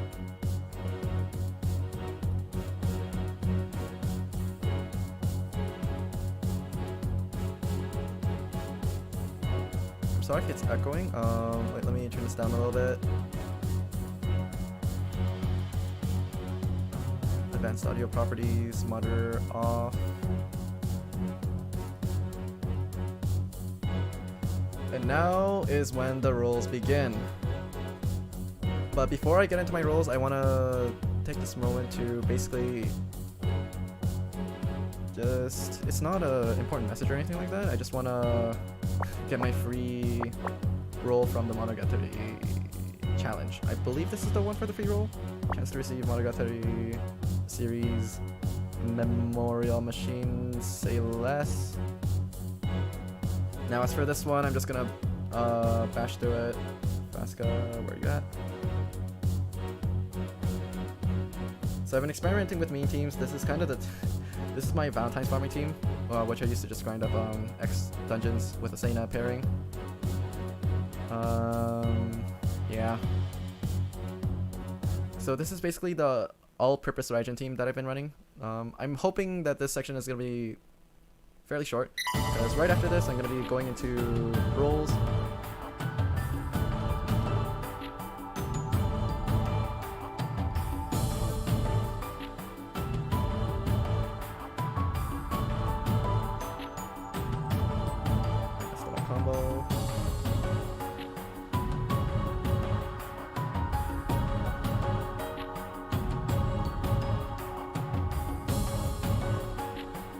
Like whenever a dungeon comes around and offers you a free memorial roll, it's almost never a difficult dungeon in the first place. I don't want this as an active, I want one as a just in case.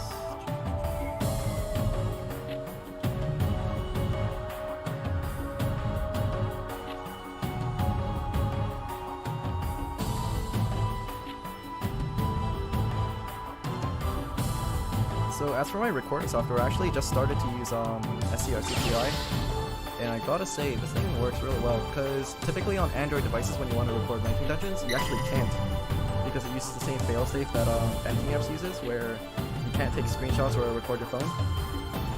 That kind of measure has been put in place to basically stop people from using orb solvers during ranking dungeons, board solvers. But when it comes to SCRCPI, because it's at the root level, yeah, you can basically see everything. I did confirm with Gung Ho beforehand if I'm allowed to stream ranking dungeon progress. So the first half of the stream, well, not the first half, but the first bit of the stream is technically allowed. Because I also believe that I don't think that there's a recording restriction on iOS devices either. So it's just on Android devices because people have the flexibility of running third-party apps like that.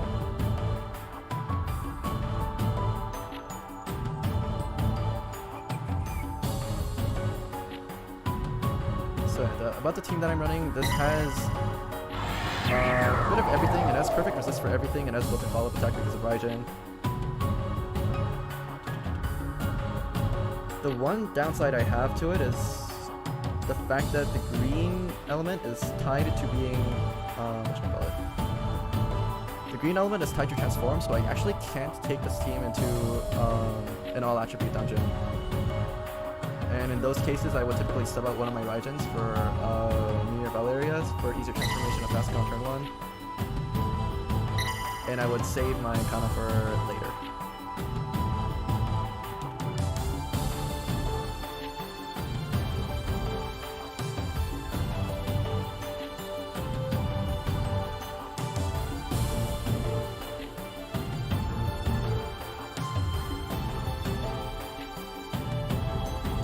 How's the game volume now? Is it too loud, or TBI, I'd recommend using Mirror's output or increasing around it, kind of getting drowned out? Okay. How's that? Is my normal mic volume okay though, compared to your other forms of media and etc.?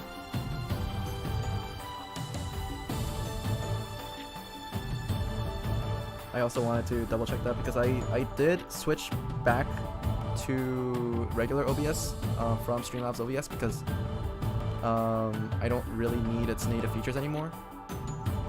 So I spent the entire day basically just redoing my scenes and stuff like that. So apologies if this stream is a little bit scuffed, but on Wednesday's stream I do plan on putting a little bit more effort into it. Yeah, this is better? Okay, thank you. Yeah, on Wednesday's stream I'll be making a completely new brand new account, and then I'll try to structure somewhat more of a lesson where I can basically go over the beginner's tips and tricks and common things that you should avoid. Boosting a mic a little bit more will be beneficial. Okay, I'll turn up the game. 1 second. Sorry, properties. Mic.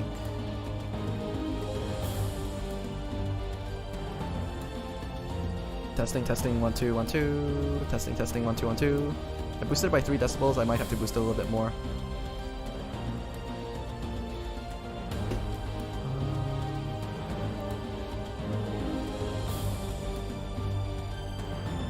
Oh, this is Rarity. Let's put this on the board.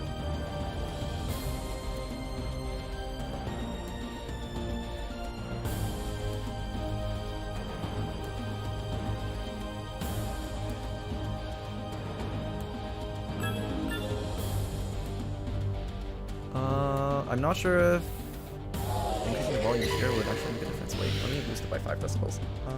Probably good enough. Just because you said that, I'm gonna boost it up to 5.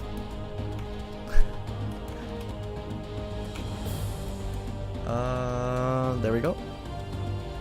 Whoa, it just spiked into the red a little bit there. I hope that's not too loud. As for this, what's going on? He's angry at me. I have all the colors.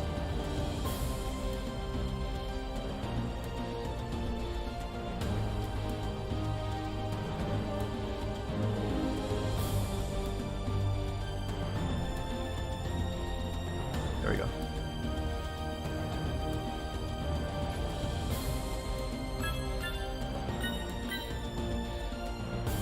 Oh yeah, that's good relative to BGM. Goody goody.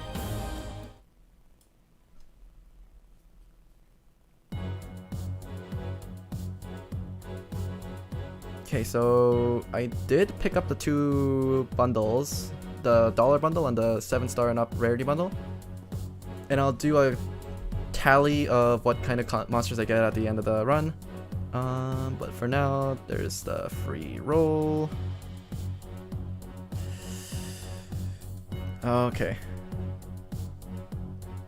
Yeah, I'm still disappointed at the fact that we don't have any. Oh, well, there's the meme card. The fact that we don't have any different egg types, egg tiers above 6 stars. Let's just go with this one for now. Cause every single card in this collab is 6 stars or above, so you really don't get the rush.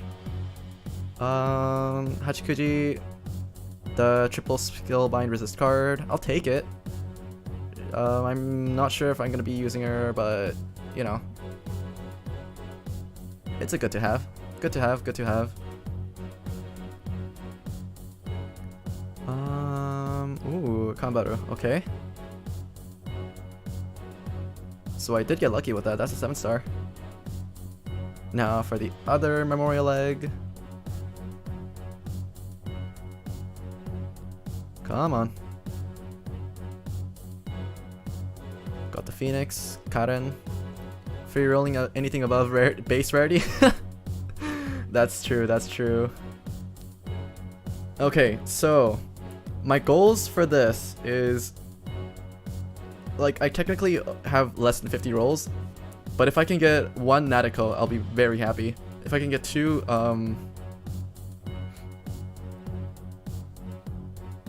what would I do if I get 2? Oh yeah, another thing is, even if I roll 2 Nadeko, I actually don't have Albrecht, or whatever his name is, the Fairy King.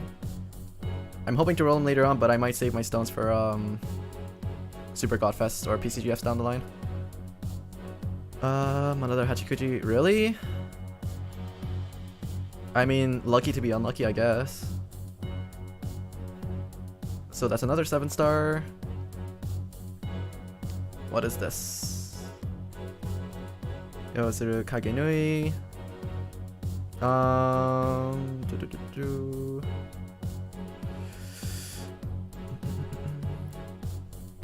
If I could get Araragi, if I get 1 of him, then I might trade for the other. It's possible. I'll have to see. Got another 6-star. Oh, okay. There's one of the cards that I needed. Deishu Kaiki. I can finally replace my Ganesha. A 3rd one, okay.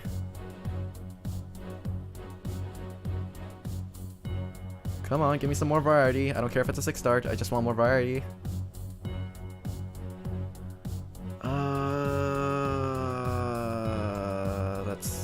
The opposite of what I want.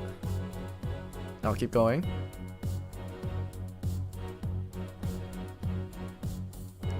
What did I say about variety? Well, I mean, 2 of her is pretty good though.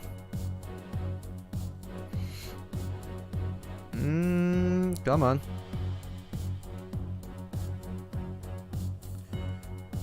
Okay, more meme card.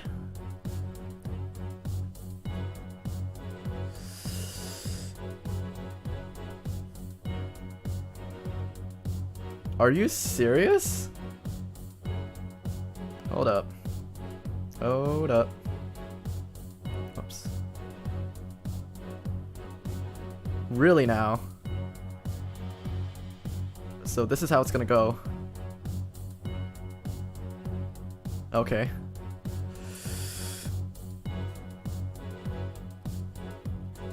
This better not be a dupe. Okay, finally. Got the Phoenix. Probably not gonna use her, but I'm collecting all the 6 stars just because I like the anime. Oh, okay. Now we're talking some more variety. Okay, okay.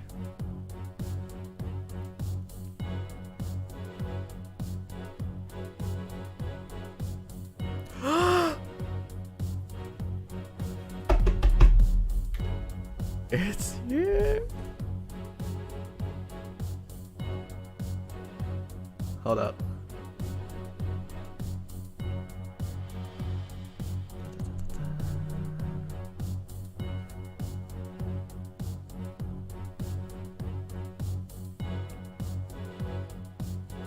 You know I have to, right?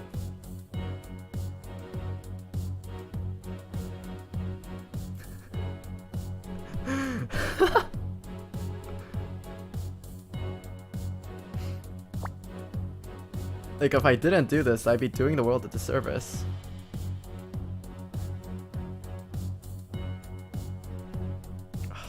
Perfect. I'm not even gonna slap an equip on her just yet. Okay, I'm gonna keep rolling. Okay, 1 down. 1 down. My dreams are still alive. I got her so fast. 1 down. 1 more, please. Not you. 1 more.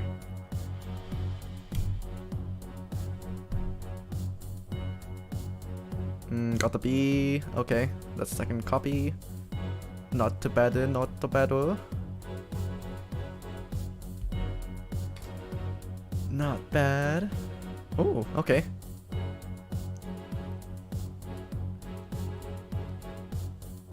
Ononoki probably has one of the... Like, I really like her character design. I think it's done really well. Are you fucking kidding me?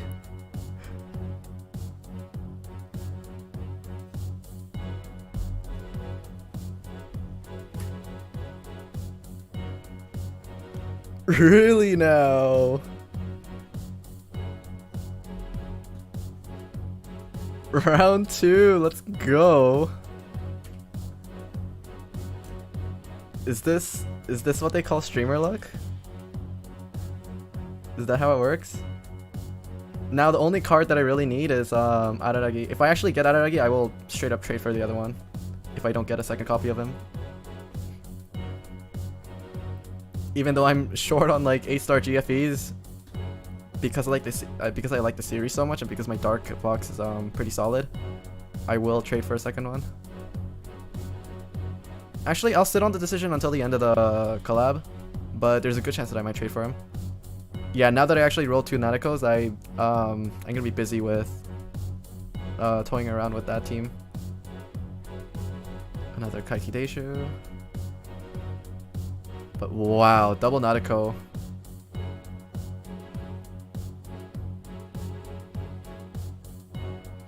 Now, my main goal right now is to try and roll Hanekawa so that I don't have to swipe for the $20 bundle.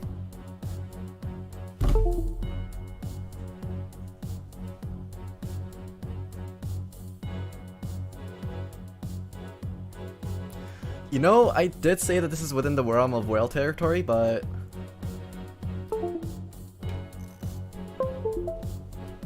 I threw my phone and it disconnected. 1 sec.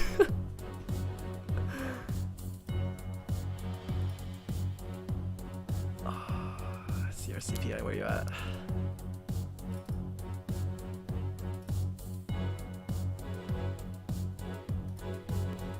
So that's round 3.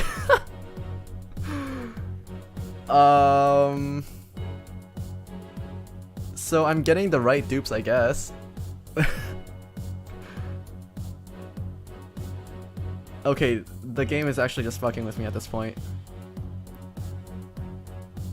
Another Kanbaru? Okay.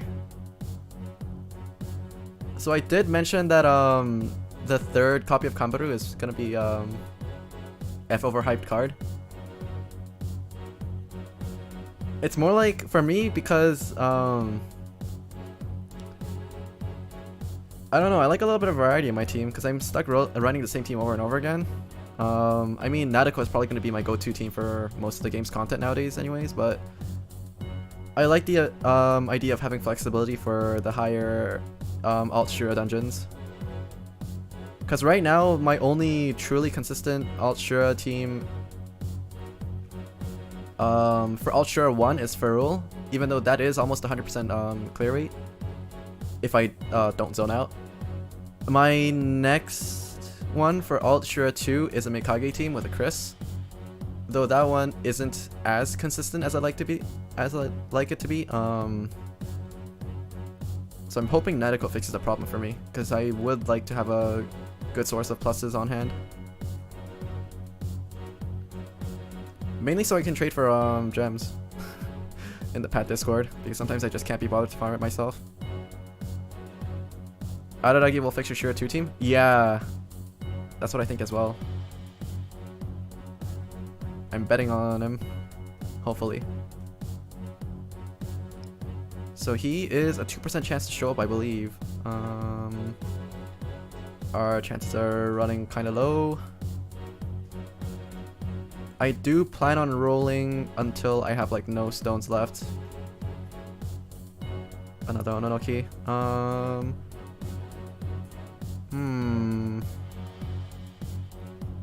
Yeah, once I drop below 30 stones, I'll keep rolling for either Hanakawa, but if I get Hanakawa, then I'll stop. Another one? Are you...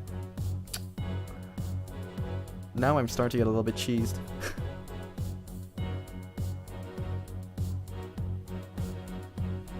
Yeah, this is definitely... Actually, no. Rolling dupes of Kanbaru is not bad because you can actually... I'm probably gonna trade her off for Araragi, actually. Yeah. I don't think that there's much of a point in me keeping too many copies of her. Ooh, Senjo Gahara. Okay. Actually, because I rolled the Senjo Gahara, I will try to make a team with the two later on. I just think conceptually it's pretty interesting. I want to see how it pans out. Now, can I get one more Kaiki Deishu for a complete meme team? That is my question.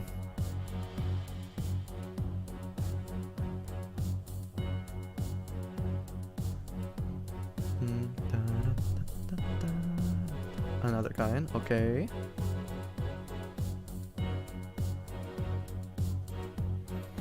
Please give me Hanakawa just so I can save $20. Another B.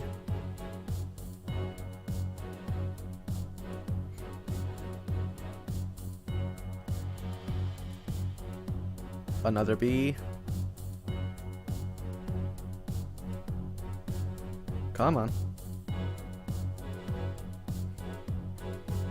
I'm fighting the desire sensor with just pure brute force. With the power of wallet. We'll see. But man, 3 Nadekos in this many rolls is 5?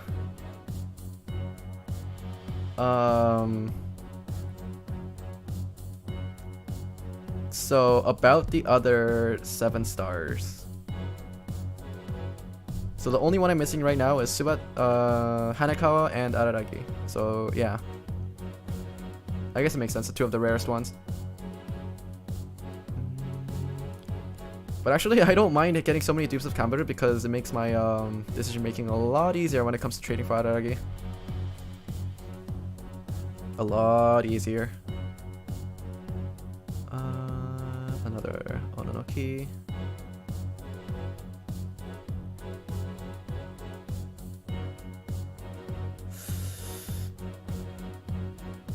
Another guy.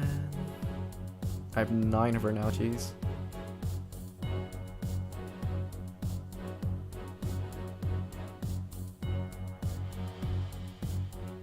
Oshinomeme. And last roll. What are you gonna give me?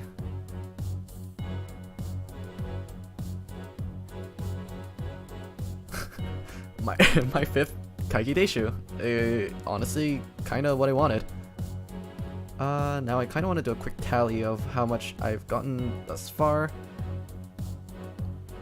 As for this, I'm gonna sort by CHR.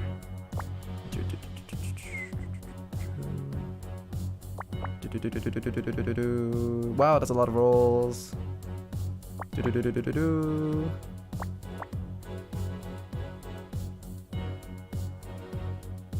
And sort by CHR. This is a little bit skewed because of the first 2 being the ones that I rolled. Just sort by collab and you'll get it in a list sorted from Monogatari. Ooh, true.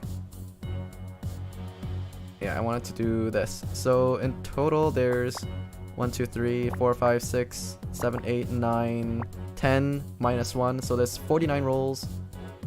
And of those, how many 7 stars did I get? I got 5, 10, 12. Oh yeah, collab under special here, right? Yeah, I know what you mean by this one. Oops, yeah, this is collab.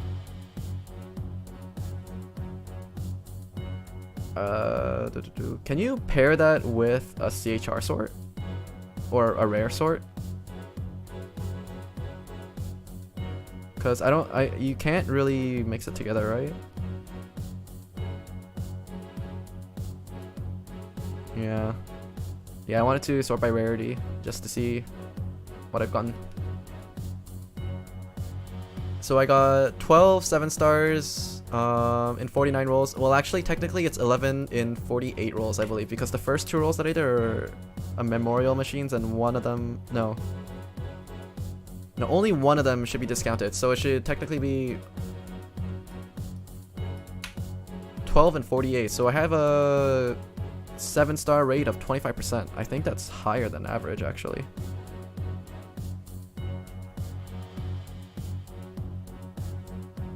One, 2, 3, 4, 5, 6, 7, 77%. Yeah, the expected 7-star and higher rate is approximately 23%. So I'm a little bit above average, but the fact that I got 3 Nadeko just like that makes me significantly higher than the curve. Wow. I should probably stream these gachas a lot more often on stream. And just to see what my options are if I were to trade for Araragi, I would probably trade off 2 of Kanbaru, 2 Kanbaru, 1 Athena, 1 Grandis.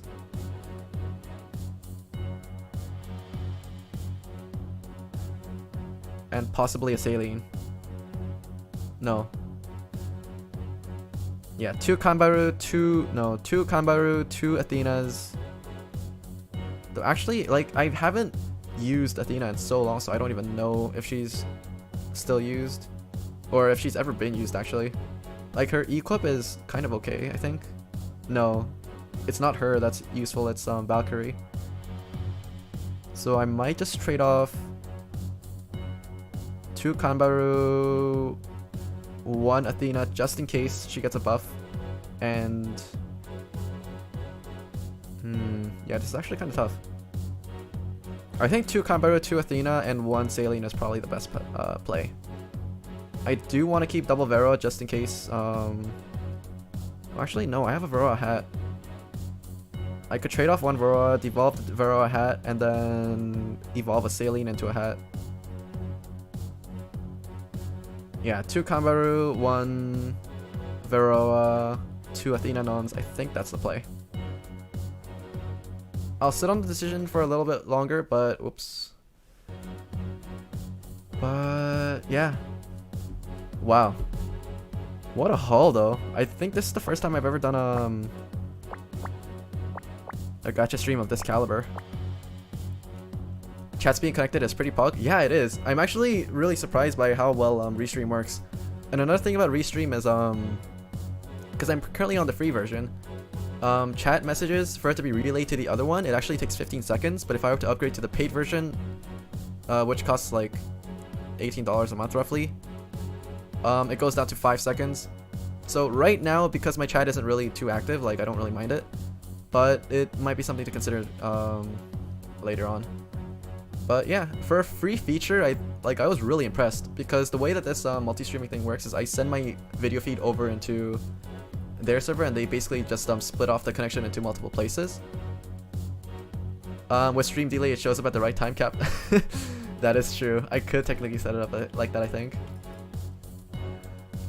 But yeah, because of that, no matter how many platforms I decide to stream to, it comes at no extra cost to my own bandwidth. So I can stream at, because my upload speed is technically, it's 10 megabits upload. Yeah, so it's not great, but it's enough to basically stream consistently with 6,000 to 7,000 bitrate. So I'm pretty thankful for that. Because otherwise, if I wanted to branch out to Facebook as well as a third platform, I would definitely have to upgrade my internet, which would be way more costly than having to upgrade my Restream account. So big shout out to the guys over at Restream for letting me do this. And yeah, I got what I came for. I feel like I'm gonna have to spend a lot of time trying to research a team for Nadeko. And I also need to do a lot of preparation for my Wednesday stream. So if anybody wants to start playing pad or maybe get back into it, Wednesday stream will be for you. And I'll start putting more details in it. Yeah, for today's stream, I didn't really have much time to prepare an outline or anything like that. But for Wednesday's stream, it's going to be a lot more thorough. So please, hopefully, maybe look forward to that. And I think that's going to be it for me today, for me. Nadeko is just cookie cutter, like Nadeko, Juron, NY, Artemis, Susano, Fasca, Nadeko, blah blah blah. Yeah, the problem is I don't have Fasca, I forgot to farm for Juron, then I don't have Albert. So I have to do some cookie cutter modeling of my own. Well, with that being said, thanks everyone for dropping by, and I'm gonna be signing out for tonight. So thank you, and good night.